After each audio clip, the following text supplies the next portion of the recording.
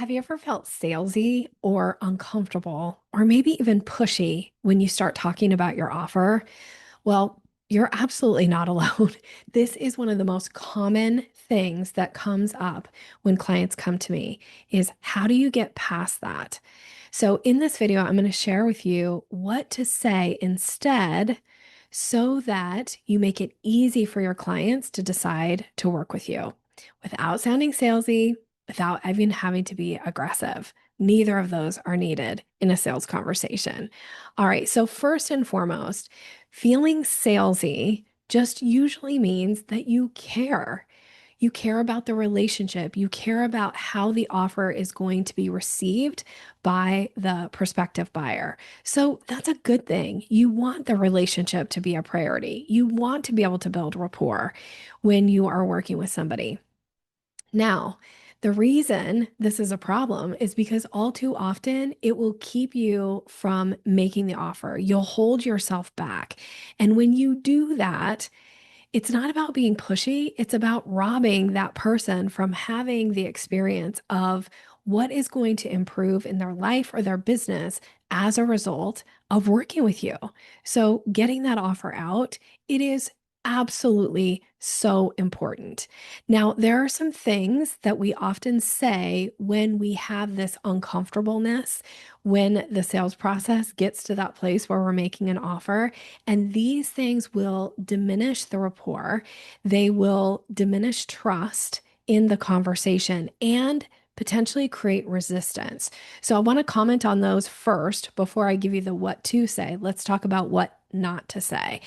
And it has to do with disclaimers when you're making your offer. We got to get these out of the language. So, for instance, if you've ever found yourself saying to somebody, like, this, I know this might not be the right time for you, or I really don't want to sound salesy, or I hate to sell. Any of those things, those disclaimers, they create hesitation in the mind of the buyer. So it's this idea of like, I don't want you to think of an elephant with polka dots. It's like you're planting the seed. Like, I don't want to come off salesy. Well, now you just planted the seed like you're about to get salesy. So these disclaimers are unnecessary. Now, the reason they come up often is because it's internal dialogue. And internal dialogue sometimes becomes external dialogue. So you're thinking these things and then you say them. And they're not helping the relationship. They're not helping the sale. And you're kind of robbing that person of making their own decision. So we got to let them go. We got to learn how to leave them unsaid. Even if you're thinking them, we got to not like let them come out of our mouth, mostly because of how it impacts the buyer. What does it do to their experience? We want them to have the best experience possible. So, what do you say instead? You just say something simply like, based on what you shared, it sounds like this program that I have may be a right fit for you. Would you like to hear a little bit more about it? You're just issuing an invitation now.